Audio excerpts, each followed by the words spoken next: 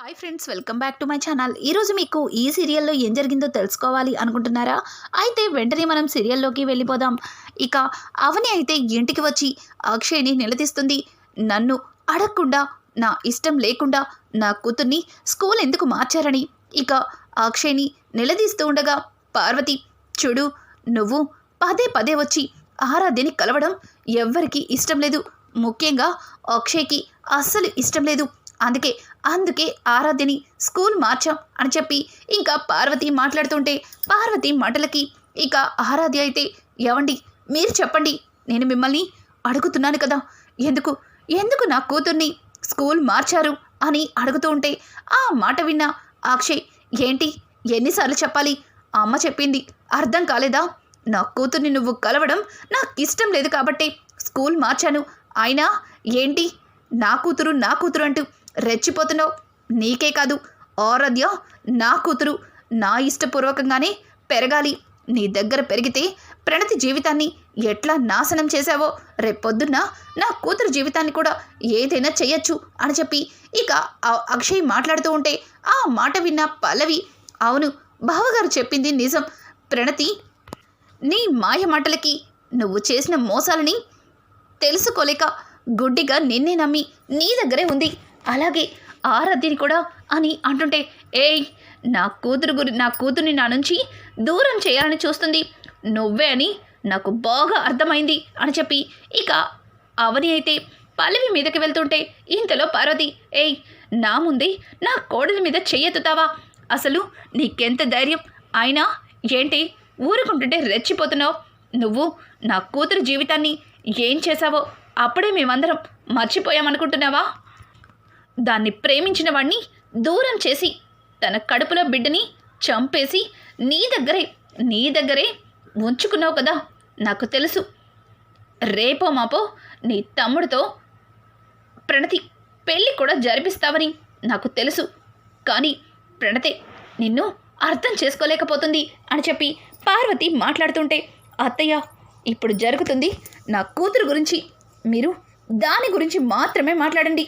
అయినా నా కూతురు విషయంలో నిర్ణయం తీసుకోవడానికి మీరెవరు? నా కూతుర్ని నా నుంచి దూరం చేశారు.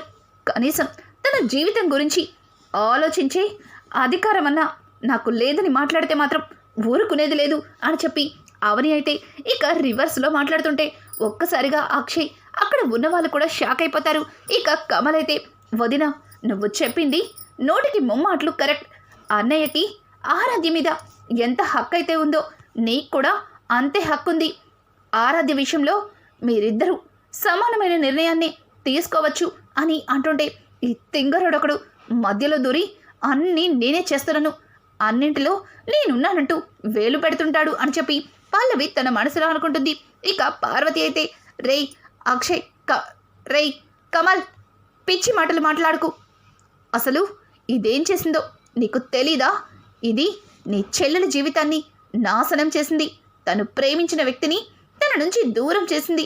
చివరికి తన కడుపులో పిండాన్ని కూడా చిదిమేసింది అని చెప్పి ఇంకా పార్వతి మాట్లాడుతుంటే పక్కన ఉన్న రాజేంద్ర, పార్వతి, ఏది నిజం ఏది అబద్ధం అని తెలియకుండా నీ ఇష్టం వచ్చినట్టు అవని మీద నిందలు వేయకు.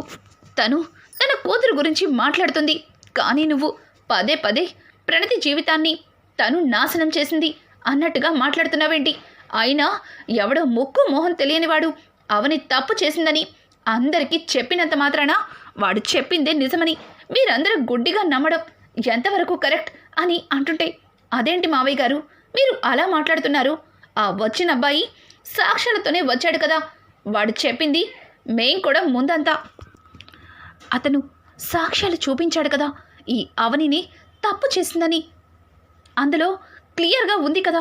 కానీ మీరు ఎందుకు ఇలా మాట్లాడుతున్నారు మావయ్య అని చెప్పి పల్లవి మాట్లాడుతుంటే, చూడు పల్లవి, అట్లాంటివి ఈ మధ్యన చాలానే మాఫీ చేస్తున్నారు, అది కూడా అబద్ధం అయ్యుండొచ్చు కదా అని చెప్పి పక్క నుంచి శ్రీకర్ మాట్లాడుతుంటే ఒక్కసారిగా కమల్, అవును అన్నయ్య చెప్పింది నిజం, అందులో నిజంగానే అవని వదినే మాట్లాడిందన్నా నమ్మకమేముంది? ఈ మధ్య రకరకాలవన్నీ వస్తున్నాయి. వాడు డబ్బు కోసం ఇట్లా మోసం చేయొచ్చు కదా, కావాలని ఈ రకంగా ఇంటికొచ్చి తను వదిన మీద అబద్ధం చెప్పుండొచ్చు కదా. మన ప్రణతిని పెళ్లి చేసుకొని ఇందులో ఆస్తిలో భాగాన్ని తీసుకోవడం కోసం తనిలా కట్టుకదని అల్లి ఉండొచ్చు కదా అని చెప్పి ఇక కమల్ మాట్లాడుతుంటే, రేయ్ నువ్వు తెలివి తక్కువ వాడివి, అమాయకుడివి అని అపోహపడ్డాను. కానీ నువ్వు చెప్పింది నోటికి మొమ్మాట్లు కరెక్ట్. వాణ్ణి పట్టుకుని 4 తగిలిస్తే వాడే నిజం చెప్తాడు అని చెప్పి ఇక శ్రీకర్ మాట్లాడుతూ ఉంటే అదంతా విన్న రాజేంద్ర, చూడు శ్రీకర్, వాణ్ణి పట్టుకుని తంతే వాడు నిజం చెప్పడు. వాడు చచ్చినా సరే వాడు ఏదైతే చెప్పాలనుకుంటున్నాడో అదే చెప్తాడు. అనవసరంగా అవనిని మీరందరూ అవమానిస్తున్నారు, తనని లేనిపోని మాటలు అంటున్నారు అని చెప్పి రాజేంద్ర మాట్లాడుతుంటే ఇక పార్వతి, ఏవండి అసలు మీరందరూ ఏం మాట్లాడుతున్నారో అర్థమవుతుందా? కూతురి వంక పెట్టుకొని ఈ ఇంట్లో ఎలా అడుగు పెట్టాలా అని ఇది ఎదురు చూస్తుందని నాకిప్పుడు అర్థమైంది. కూతురి వంకతో వచ్చి ప్రణతి గురించి తను ఏ తప్పు చెయ్యలేదని నిరూపించుకోవాలనుకున్నావని అర్థమవుతుంది.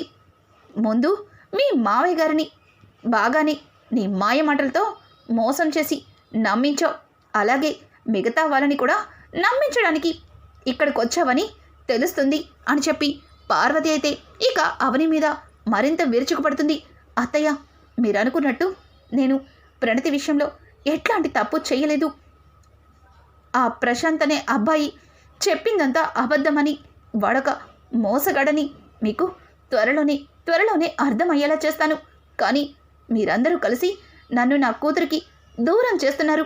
ఈ విషయంలో మాత్రం నేను ఏమాత్రం కూడా ఒప్పుకోను అని చెప్పి ఇక అవని మాట్లాడుతూ ఉంటే ఇంతలో శ్రీకర్ ముందుకొచ్చి, అన్నయ్య, నువ్వు చేస్తుంది చాలా పెద్ద తప్పు.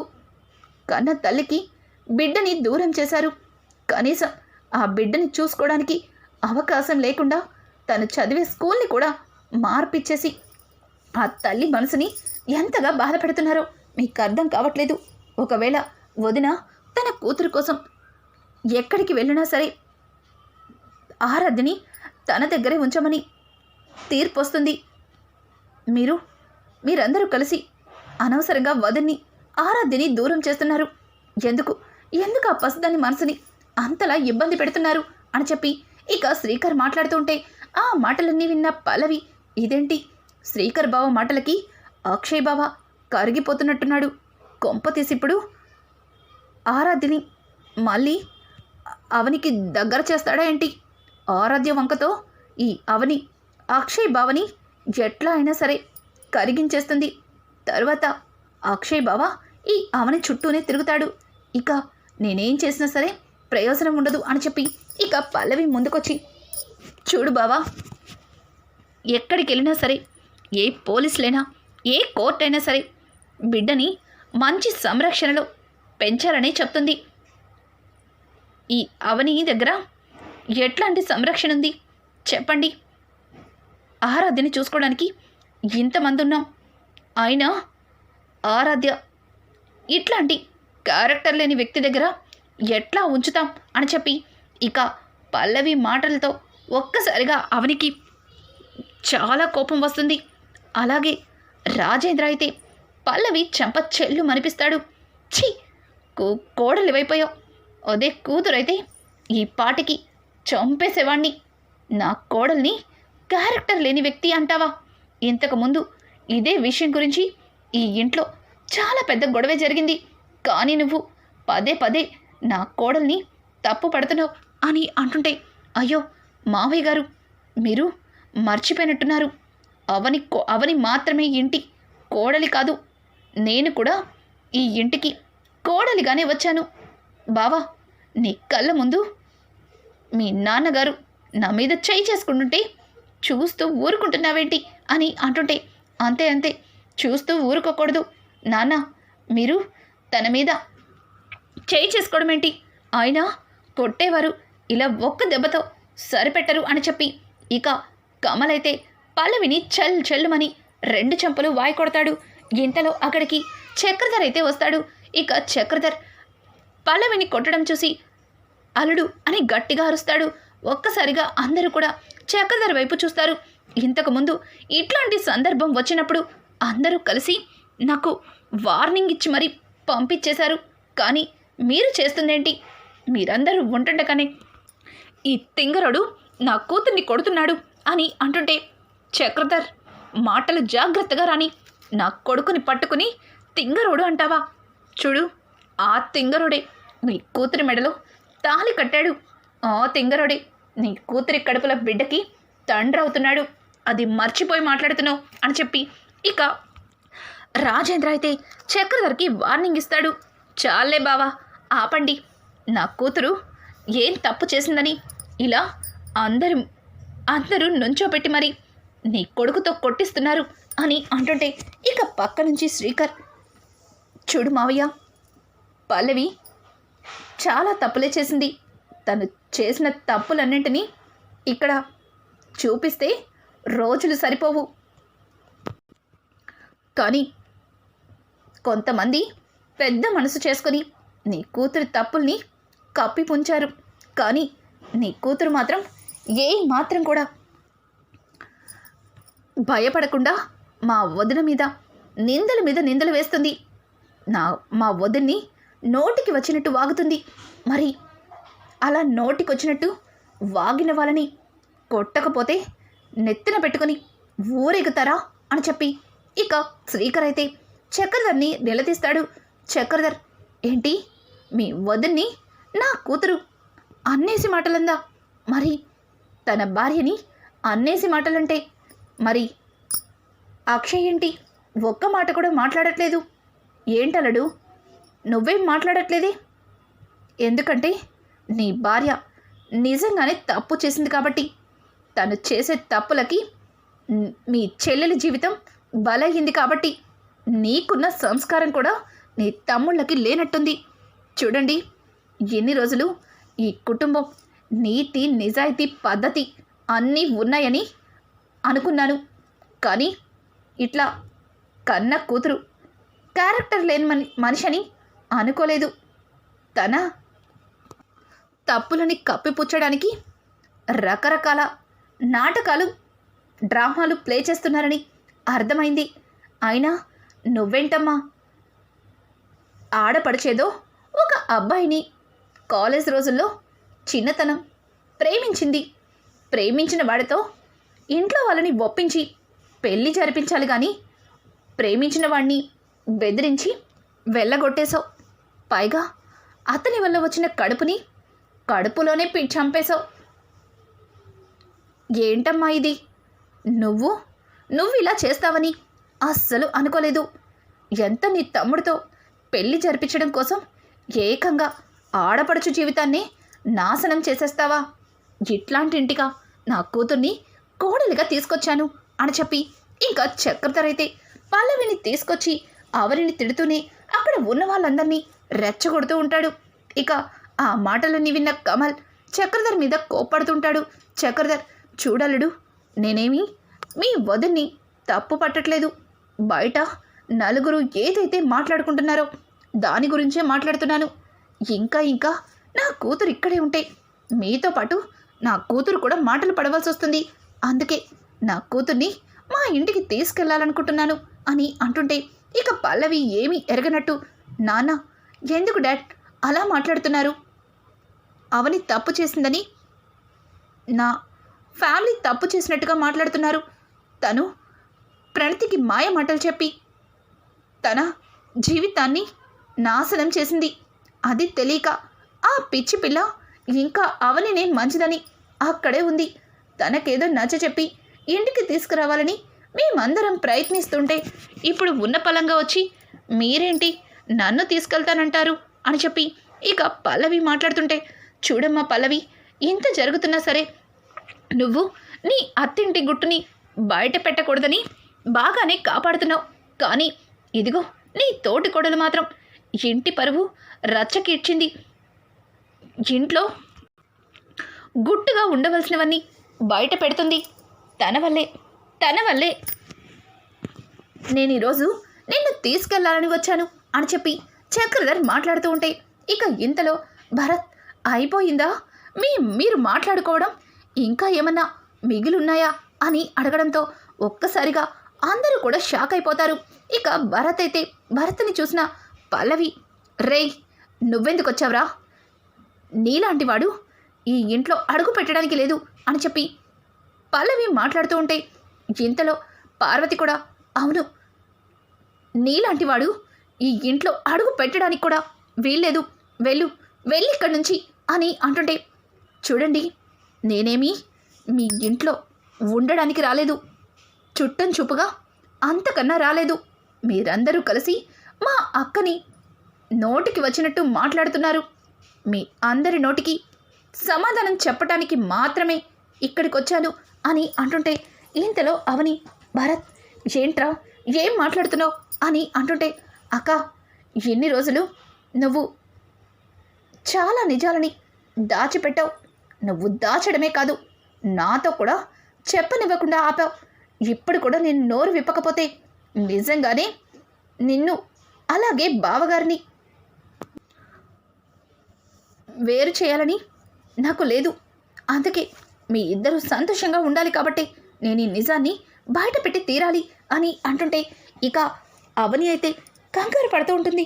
రే భరత్ ఇప్పుడు అవన్నీ ఎందుకు అని అంటుంటే ఇంతలో రాజేంద్ర, అమ్మ అవని నువ్వు వాగు, చెప్పు భరత్ నువ్వేం చెప్పాలనుకుంటున్నావు అని అంటుంటే, సార్ ఎన్ని రోజుల నుంచి మీరందరూ కూడా అక్కని తప్పుగా రకరకాలుగా ఎన్నో మాటలు మాట్లాడారు.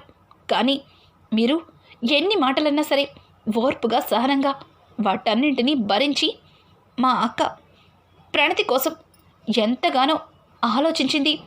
అలాగే తను ప్రేమించిన వ్యక్తిని తీసుకొచ్చి తనతో పెళ్లి జరిపించి మీ అందరికీ చూపించాలని ఆశపడింది.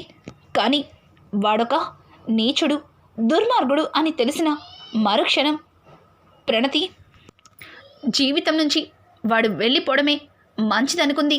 అలాగే వాడి వల్ల ప్రణతి కడుపుతో ఉంది కాబట్టి ఆ కడుపులో బిడ్డ కూడా అనుకోకుండా యాక్సిడెంట్లో ఆ బిడ్డ కూడా పోవడం అనేది ప్రణతి అదృష్టమని సంతోషించింది. కానీ అవన్నీ మీరు ఆలోచించకుండా అక్కని ఇష్టం వచ్చినట్టు మాట్లాడారు. వాడెవడో ముక్కు మొహం తెలియనోడొచ్చి మా అక్క తప్పు చేసిందని మీ అందరి ముందు ఇష్టం వచ్చినట్టు వాగితే మీ ఇంట్లో కలిసి ఉన్న వ్యక్తిని అనుమానించారు, అవమానించారు. కానీ వీడొక చీటర్. వీడి వల్ల మన ప్రణతి లాంటి ఎంతోమంది అమ్మాయిల జీవితాలు నాశనమైపోయాయి.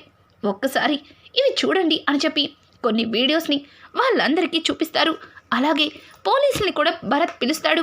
ఇక భరత్ వచ్చి ఆ ప్రశాంత్ గారిని పట్టుకొని, సార్ వీడు ఎట్లాంటి వాడంటే ఆడపిల్లల జీవితాల్ని సర్వనాశనం చేస్తాడు. వాడి సంతోషం కోసం ఎట్లాంటి అమ్మాయినైనా వాడేసుకుంటాడు, తన జీవితాన్ని సర్వనాశనం చేస్తాడు అని చెప్పి ఇక పోలీసులైతే ప్రశాంత్ గురించి అందరి ముందు అతి భయంకర నిజాలే చెప్తారు. ఇక ఆ మాటలన్నీ విన్న కుటుంబ సభ్యులు ఒక్కసారిగా షాక్ అవుతారు. ఇక రాజేంద్ర కూడా విన్నారుగా అవని ఏ తప్పు చేయలేదని ఇప్పటికైనా మీరు అర్థం చేసుకోండి. ఆ ప్రశాంత్ ఒక నీచుడని, వాడు ఆడపిల్లల జీవితాలతో ఆడుకుంటాడని నాకు కూడా ఈ మధ్యనే తెలిసింది అని చెప్పి ఇక రాజేంద్ర అయితే జరిగిందంతా ఇంట్లో వాళ్ళకి చెప్తాడు. ఇంకా పోలీసులైతే ప్రశాంత్ని తీసుకెళ్తుంటే, ప్రశాంత్ వదలండి, నన్ను వదలండి, నేను ఏ తప్పు చేయలేదు, నేనేదో నా దారి నేను ఈ ఊరు వదిలి హ్యాపీగా వేరే దేశంలో ఎంజాయ్ చేస్తుంటే నన్ను ఇక్కడికి తీసుకొచ్చి వీళ్ళందరి ముందు ప్రణతిని ప్రేమించింది నేనే, ప్రణతిని పెళ్లి చేసుకోవాలనుకుంది నేనే, కానీ నా ప్రేమని పెళ్లిని చెడగొట్టి తను ప్రణతి జీవితంతో ఆడుకుందని కొంతమంది డబ్బిచ్చి చెప్పమంటే చెప్పాను అంతే, నేనేమి మీ అమ్మాయి జీవితంతో ఆడుకోలేదు అని చెప్పి ఇక ప్రశాంత్ మాట్లాడుతుంటే చక్రధర్ అలాగే పల్లవి ఇద్దరు కూడా భయపడుతుంటారు. ఇక పల్లవి అయితే చక్రధర్కి సైగ చేయడంతో చక్రధర్ ప్రశాంత్ చొక్కా పట్టుకుని, ఏంటి మా అమ్మాయి జీవితాన్ని నాశనం చేసింది కాకుండా తిరిగి నీకు ఎవరో డబ్బిచ్చారని ఇక్కడ అబద్ధాలు మొదలు పెడుతున్నావా? ఇంతవరకు నువ్వు అవని గురించి ఎన్ని అబద్ధాలు చెప్పావో మాకు తెలీదా? ఇప్పుడేగా నీ గురించి అంతా తెలుసుకున్నాం. మళ్ళీ దొరికిపోయాను కదా అని మరొక కొత్త నాటకాన్ని మొదలు పెట్టావా? చంపేస్తాను. ఇన్స్పెక్టర్, వీడినిక్కడ ఎక్కువసేపు ఉంచితే వీడు ఏదన్నా చేస్తాడు. వీడిక్కడి నుంచి తీసుకెళ్ళండి అని చెప్తుంటే, చూడండి సార్, మీరు నన్ను తెలివిగా పోలీసులకి పట్టించేశారని తెగ సంబరపడిపోతున్నారు. కానీ ఇదంతా చేసింది నువ్వు నీ కూతురే అన్న నిజాన్ని వీళ్ళందరికీ తెలియకుండా ఇక్కడి నుంచి నేను ఎలా వెళ్తా అనుకుంటున్నారు అని అంటుంటే ఒక్కసారిగా అందరూ కూడా షాక్ అయిపోతారు. ఇక కమలైతే, ఇన్స్పెక్టర్ ఆగండి, ఏయ్ ఏంట్రా చెప్తున్నావు అని అంటుంటే, అవును సార్, నేను ప్రణతి విషయంలో తప్పు చేశాను. నా సరదా కోసం తన జీవితాన్ని నాశనం చేశాను. కానీ నేను ఇక్కడి నుంచి దుబాయ్ వెళ్ళిపోయాను. కానీ వీళ్ళు అక్కడి నుంచి నన్ను ఇక్కడికి తీసుకొచ్చి ఈ అవని గారి గురించి అలా చెప్తే నాకు డబ్బులు ఇస్తానని ఆశ పెట్టారు. ఆ అమ్మాయిని మోసం చేసినందుకు ఇంటికి తీసుకొచ్చి తంతారేమో అనుకుంటే డబ్బులు ఇచ్చి మరి నాకు ఈ నాటకాన్ని మొదలు పెట్టించారు. మరి నేనొక్కడినే ఈ తప్పులకి బాధ్యుని కాదు. నాకంటే ఎక్కువ తప్పులు చేసింది మీ ఇంట్లో వాళ్ళే అని చెప్పి ఇక ప్రశాంత్ అయితే జరిగిందంతా కూడా చెప్తాడు. ఒక్కసారిగా పల్లవి భయపడిపోతుంది. ఇక చక్రధర్ అయితే, రేయ్, ఇంతవరకు అవని గురించి నువ్వు చెప్పిన మాటలకి ఇంట్లో అందరూ కూడా ఎంతగానో బాధపడుతున్నారు.